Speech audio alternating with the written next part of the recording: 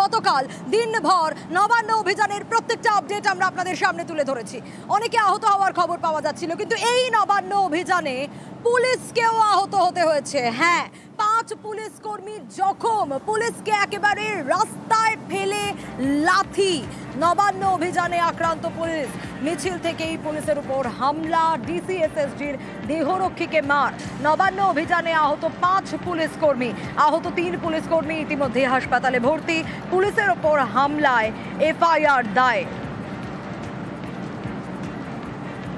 আর নবান্ন অভিযানে পুলিশকে রাস্তায় ফেলে লাথি, হাসপাতালে ভর্তি ডিসিএসএসজির দেহরক্ষী। জখম কনস্টেবলকে দেখতে এসএসকেএমে সিপি পৌঁছে যান এবং ট্রমা সেন্টারে ভর্তি প্রশান্ত পোদ্দার, তাকে দেখতেই পৌঁছে যান সিপি।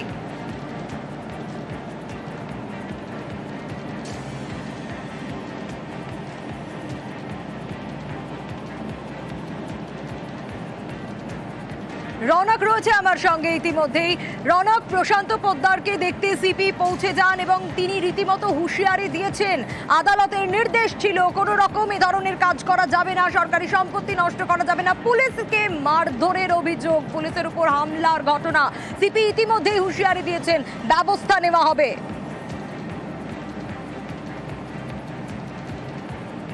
দেখো, একেবারেই গতকাল যে নবান্ন অভিযানের ডাক ছিল, পার্ক স্ট্রিট মোড়ে একেবারে উত্তেজনা তৈরি হয় এবং সেখানে 5 জন পুলিশ পার্সোনাল আহত হন। তার মধ্যে গুরুতর জখম অবস্থায় এই ডিসিএসএসজির দেহরক্ষী প্রশান্ত পোদ্দারকে এসএসকেএম হাসপাতালের ট্রমা কেয়ার সেন্টারে ভর্তি করা হয়। চিকিৎসাধীন রয়েছেন তিনি। মাথায় গুরুতর আঘাত রয়েছে, শরীরের একাধিক জায়গায় আঘাত রয়েছে। কিছুক্ষণ আগেই নগরপাল মনোজ বর্মা তাকে দেখলেন এবং তিনি কড়া বার্তা দিলেন, যেহেতু আদালতের নির্দেশ ছিল শান্তিপূর্ণভাবে গতকাল এই আন্দোলন করা যেত এবং পুলিশের তরফ থেকে বারংবার সে আবেদন করা হচ্ছিল শান্তিপূর্ণভাবে যাতে আন্দোলন করা হয়, কোনোভাবেই যাতে সরকারি সম্পত্তি ভাঙচুর বা নষ্ট না করা হয়। কিন্তু পুলিশ কমিশনার যেটা জানিয়ে দিলেন, গতকাল কিন্তু এই নির্দেশ মানা হয়নি, অর্থাৎ শান্তিপূর্ণ আন্দোলন করা হয়নি এবং বেশ কিছু পুলিশ কর্মীদেরকে মারধর করা হয়েছে। সেই ভিডিও ফুটেজও লালবাজার সামনে এনেছে, অর্থাৎ সরকারি কর্মচারীদের কর্মরত অবস্থায় মারধর করা হয়েছে, সরকারি সম্পত্তি ভাঙচুর করা হয়েছে, পুলিশ পার্সোনালদের কটূক্তি করা হয়েছে।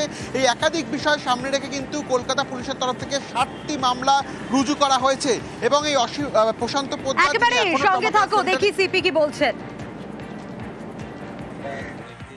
মানে ডিসিএসএসডি যে সিকিউরিটি ছিল প্রশান্ত পোদ্দার, ও অ্যাডমিট আছে, ও মানে হেড ইঞ্জুরি কিছু হয়েছে, এমনি ঠিক আছে, হোপফুলি আরও ইমপ্রুভ হবে। আর পুলিশকে গালিগালাজ, মারধরের অভিযোগ, নবান্ন অভিযানে একাধিক এফআইআর দায়ের করা হয়েছে ইতিমধ্যে। চলুন এ বিষয়ে আরো ডিটেল জানার চেষ্টা করি। রনক রয়েছে আমার সঙ্গে, রনক জানাতে পারবে। রনক, এখনো পর্যন্ত কটি এফআইআর দায়ের হয়েছে, কি কি অভিযোগ রয়েছে? দেখো, একেবারে কলকাতা পুলিশের তরফ থেকে ইতিমধ্যে 7টি এফআইআর রুজু করা হয়েছে এবং মূলত সরকারি সম্পত্তি ভাঙচুর, সরকার কর্মরত অবস্থায় সরকারি কর্মচারীর ওপর মারধর করা এবং কটূক্তি করা সহ আদালতের নির্দেশ অবমাননা করা একাধিক ধারায় ইতিমধ্যে মামলা রুজু করা হয়েছে এবং যারা এই মারধর করেছে প্রত্যেকটি ভিডিও ফুটেজ, কলকাতা পুলিশের বডি ক্যাম ফুটেজ এবং ড্রোনের মাধ্যমে নজরদারি চলছিল, প্রত্যেকটি ফুটেজ ইতিমধ্যে লালবাজার সংগ্রহ করেছে। সেই ফুটেজ খতিয়ে দেখা হচ্ছে, চিহ্নিত করা হচ্ছে এর পেছনে কারা কারা যুক্ত রয়েছে, তাদের বিরুদ্ধে কিন্তু কড়া পদক্ষেপ নেওয়া হবে এমনই হুঁশিয়ারি দিয়ে দিয়েছেন নগরপাল। এবং শুধু তাই নয়, গতকালকের এই ঘটনায় যখন হাইকোর্টের নির্দেশ ছিল শান্তিপূর্ণ আন্দোলনে কোনো রকম পুলিশ বাধা দিচ্ছিল না, পুলিশের তরফ থেকে একাধিকবার বলা হচ্ছিল, এমনটাই কিন্তু পুলিশ সূত্রে জানা যাচ্ছে এবং গতকাল সেই বিষয় সামনে এসেছিল। তারপরেও যারা আন্দোলনকারীরা ছিল তারা শান্তি বজায় রাখেনি, এই কারণেই কিন্তু একাধিক পুলিশ কর্মীর উপরে মারধরও করা হয়। কারা এর পেছনে যুক্ত ছিল প্রত্যেককে চিহ্নিত করার কাজ চলছে।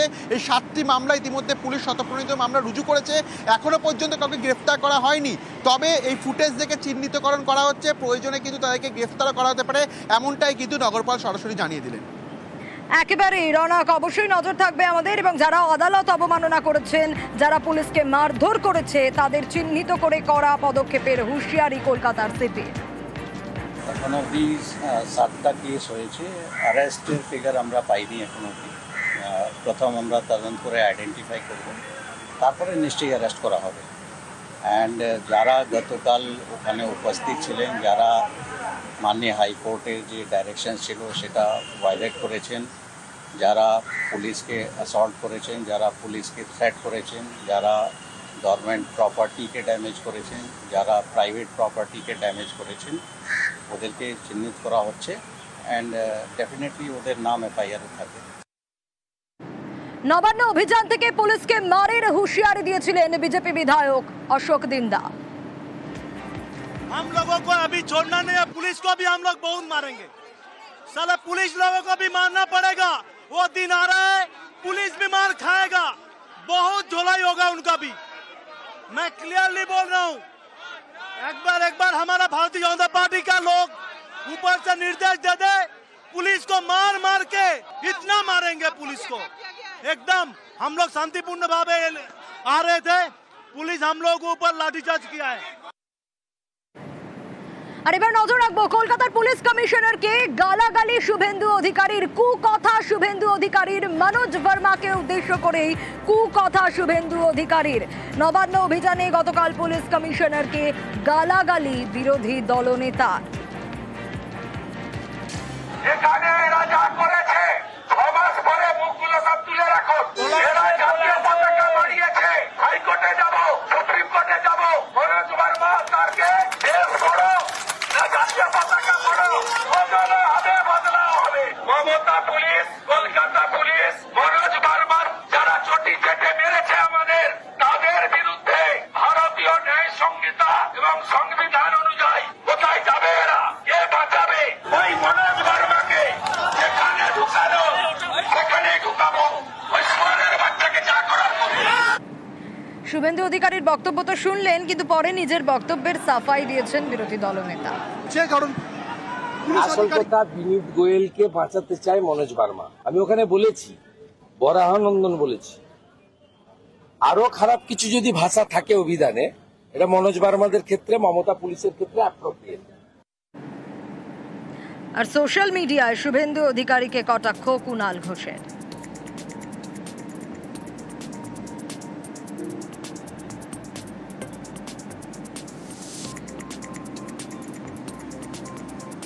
রাজনীতিতে গালাগালির জায়গা নেই, মন্তব্য দিলীপ ঘোষের। দেখুন, কারোর সঙ্গে ব্যক্তিগত ঝগড়া আমাদের কিছু নেই, ব্যক্তিগত গালাগালি রাইজের কোনো জায়গা আছে। বাকিটা নিজে নিজে কে কি বলেছেন আমি জানি না। মনোজ বর্মাকে হয়ে গেছে, এ নিয়ে আমার কিছু বলা নেই। আর নবান্ন অভিযানে আহত হয়েছেন নির্যাতিতার মা। পুলিশের বিরুদ্ধেও ক্ষোভ, সিবিআই এর বিরুদ্ধেও অসন্তোষ প্রকাশ। আর কুণাল ঘোষ প্রশ্ন তুলে দিয়েছেন, তাহলে নবান্ন অভিযান কেন? রাস্তায় ফেলে মেরেছে, আগে মেয়েকে মেরেছে, এখন আমাদের মারতে চাইছে। 2024-এর 9 আগস্ট আরজি করে ডাক্তারি পড়ুয়াকে ধর্ষণ, খুন, তোলপাড় দেশ। দেখতে দেখতে 1 বছর পার। বিচার চেয়ে পথে নামলেন নির্যাতিতার মা বাবা, মিছিলে হাঁটলেন, আহত হলেন। রাস্তায় ফেলে মেরেছে, আগে মেয়েকে মেরেছে, এখন আমাদের মারতে চাইছে। আমরা যেহেতু বিচার চাইছি, তাই যে কপালে ফুলে গেছে, পেছনে লেগেছে, সারা হাতটা কেটে গেছে, আমার শাখা ভেঙে দিয়েছে। আমার শাখাটা কেন ভেঙে দিল পুলিশ এসে? আগে মেয়েটাকে মেরেছে, এখন কি ওর বাবাকে মারতে চায়, সেটাই আমাকে দেখাতে চায়। গতকাল এই বিষয়টি আমি আপনাদের অনুরোধ করবো, ভাবুন, দিল্লি ঘুরে এলেন, কেউ দেখা করলো না, সেই খারাপ লোকগুলোর সঙ্গে আবার মিশছেন, এইসব দুষ্টু লোকদের সঙ্গে মিশছেন, আপনাদের ব্যবহার করতে দিচ্ছেন এদের। আমি অনুরোধ করব, এরা যা করে বেড়াচ্ছে ভিড়ের মধ্যে, এর বাবা মাকে কিন্তু সাবধানে রাখবেন। এই বাবা মার কিন্তু ভিড়ের মধ্যে আসা ঠিক হবে না। এই বিজেপিরা নিজেরা কিছু করে এটা নিয়ে ইস্যু করতে পারে, তাদের সম্পূর্ণভাবে রক্ষিত রাখা উচিত। তাদের বাড়ি থেকেই না বেরোনো উচিত। এই ভিড়ের মধ্যে নিয়ে গিয়ে গন্ডগোলে ঠেলে দিয়ে বাবা মাকে, শোকার্ত বাবা মাকে, তাদের আবেগকে বিকৃত করে বিজেপির লোকেরা ধাক্কাধাক্কির মধ্যে ঠেলে দিলে একদম সদা সতর্ক থাকবেন। মেয়ের মৃত্যু নিয়ে রাজনীতি করছে, আর বাবা মাকে নিজেদের রাজনৈতিক অভিযানের অতিথি শিল্পী হিসেবে মঞ্চে রেখে অশান্তির চক্রান্ত করছে। ওনাদের সাবধানে রাখতে হবে। অভয়ার মা যদি কোথাও আহত হয়ে থাকেন, অভয়ার বাবা যদি কোথাও আহত হয়ে থাকেন, তাদের প্রতি পূর্ণ সহানুভূতি থাকছে, কিন্তু তাদের আবেগকে নিয়ে রাজনীতি যারা করেছে, আমরা তাদের বিরোধিতা করছি। আরজি করে সিবিআই এর তদন্ত নিয়ে বারবার ক্ষোভ প্রকাশ করেছেন নির্যাতিতার মা বাবা। বৃহস্পতিবার দিল্লিতে সিবিআই এর অফিসেও যান তারা। অফিস থেকে বেরিয়ে ক্ষোভ উগড়ে দেন কেন্দ্রীয় তদন্তকারী সংস্থার বিরুদ্ধে। সিবিআই ডিরেক্টরের সঙ্গে দেখা হলো। সিবিআই এর মতন 140 কোটি লোক যাদের দিকে তাকিয়ে থাকে, যাদের ভরসায় দিন যাপন করে, তার আগে এত ভোকাস একটা জিনিস হতে পারে সে অভিজ্ঞতা আজকে আমার হয়েছে। সিবিআই ডিরেক্টর নিজে বলছে আমরা এই মামলা ছেড়ে দেবো। আমি কোর্টে গিয়ে বলুন আপনারা। 1 বছর ধরে কি করছিল? ঘাস কাটছিল। বৃহস্পতিবার দিল্লিতে সিবিআইয়ের বিরুদ্ধে ক্ষোভ, শনিবার নবান্ন অভিযান। প্রায়োরিটি 1 অভয়ের মাকে দ্রুত সুস্থ করা আমার দায়বদ্ধতা আছে। আমি উৎসাহিত করেছিলাম তার বাবা মাকে এই আন্দোলন করার জন্য। তদন্ত আপনারা সিবিআই চেয়েছেন, নবান্ন যাচ্ছেন কেন? সিবিআই বিচার করিয়েছে, ট্রায়াল করিয়েছে, যাবজ্জীবন করিয়েছে। আমরা বলেছিলাম ফাঁসি চাই, সিবিআই যাবজ্জীবন করিয়েছে। কিছু বলার থাকলে সিজিওতে যান, সেন্ট্রাল গভর্নমেন্টের। সিবিআই এর যারা মালিক বিজেপি, তাদেরকে নিয়ে নবান্ন অভিযান। শনিবার বিকেলে আরো একটি বিক্ষোভ মিছিল ছিল অভয়া মঞ্চের নামে। সেই আন্দোলনকে কটাক্ষ করেছেন নির্যাতিতার বাবা। আমরা সিপিএম পার্টি অফিসে গেছি, সিপিআই, কংগ্রেস এবং এসইউসিআই, আরএসপি সব রাজনৈতিক দলের অফিসে গেছি। সেখানে সিপিএম স্পষ্ট কথায় বলেছে যে অভয় মঞ্চ এবং জুনিয়র ডাক্তারদের যে আন্দোলন আমরা পরিচালনা করি। এসইউসিআই সাংবাদিক সম্মেলন করে বলছে WBJDF যে আন্দোলন করছে এটাই সঠিক আন্দোলন, ওই আন্দোলনের সঙ্গে আমরা আছি, অন্য কোনো আন্দোলনে আমরা যাব না। অভয় মঞ্চই রাজনীতি করছে, আমরা নয়। আমাদের বহু আগে থেকে অভয়া মঞ্চের ঘোষিত কর্মসূচি ছিল। পরবর্তীকালে হচ্ছে যে আমরা শুনলাম যে একটা নবান্ন অভিযানের ডাক দেওয়া হয়েছে। যিনি রাজ্যের বিরোধী দলনেতা তিনি সেই ডাকটা দিয়েছিলেন, কিন্তু আমরা এতদিন পর্যন্ত রাজ্যের বিরোধী দলনেতাকে তারা অভয়ার এই হত্যাকাণ্ড নিয়ে বিধানসভায় সোচ্চার হতে দেখিনি। বিরোধী দলনেতার ডাকা কোনো একটা আহ্বানে যাওয়ার ক্ষেত্রে আমাদের কিছু নিশ্চয়ই সিদ্ধান্ত নেওয়ার ক্ষেত্রে কিছু অসুবিধার জায়গা আছে। আমরা এতদিন ধরে আন্দোলন করছি, সেই আন্দোলনে ওনারা বারবার আমাদের কর্মসূচিগুলিতে এসছেন। এখন এই কথাগুলি ওনারা কেন বলেছেন এটা তো আমরা বলতে পারবো না। রাজনীতি ছাড়া, পতাকা ছাড়া অভিযানের ডাক দেওয়া হলেও শনিবার সেই রাজনীতির অভিযোগেই সরব দুপক্ষ। শুভেন্দু অধিকারী হয়তো সামনে এগিয়ে দিয়েছে অভয়ের বাবা মাকে, জানি না। তো শুভেন্দু অধিকারী তো আগে এই শাসক দলেরই ছিল এবং সিবিআই এখন দেখছে এটা, সিবিআই সেন্টারের। তো শুভেন্দু অধিকারী তো আরও উল্টে প্রশ্ন করা উচিত, বা অভয়ের বাবা মাকেও হয়তো তাদেরও জিজ্ঞাসা করা উচিত যে আপনি একটু বলুন সিবিআইকে যে বিচারটা করে দিতে। নিউজ 18 বাংলা। নবান্ন অভিযানে আহত নির্যাতিতার মা, পার্কস্ট্রিটের মিছিলেই মারধরের অভিযোগ। গোটা বিষয়টা তদন্ত করে দেখা হচ্ছে, জানান কলকাতার পুলিশ কমিশনার। নিশ্চয়ই ওনার ইঞ্জুরি হয়েছে, সেটা রেগ্রেটেবল আছে।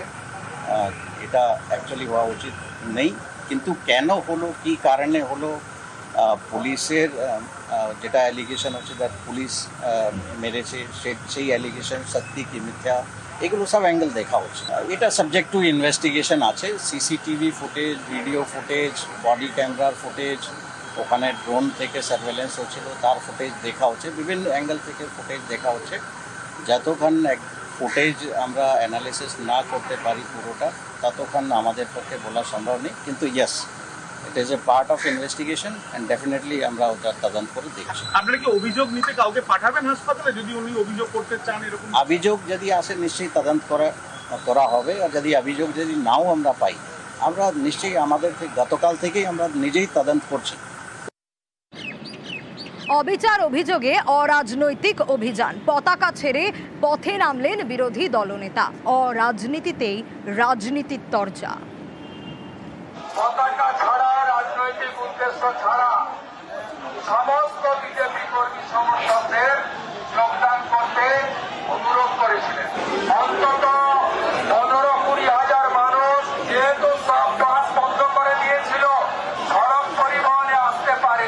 অভয়ার মাকে মেরেছে, ঢাকা বলা ভেঙেছে, একাধিক এমএলএ, এক্স-এমপি, একাধিক আন্দোলনকারী মার খেয়েছেন। এই আন্দোলন চলবে। শহরটাকে ডিস্টার্ব করার জন্য, বিশৃঙ্খলার জন্য, অরাজকতার জন্য এই ভারতীয় জনতা পার্টি নবান্ন চলো বলেছে। পুরো ফ্লপ। আজকে ড্রোন কই? Drone drone drone drone drone কই? 80টা 100টা লোক, এদিক ওদিক থেকে কুড়িয়ে বাড়িয়ে 530টা লোক। একটা চূড়ান্ত ফ্লপ, দিশাহারা। এই নবান্ন চলোটাই হচ্ছে একটা দ্বিচারিতা, কিছু মুখোশধারী নাটক করতে গেছিল দুই অতিথি শিল্পীকে নিয়ে।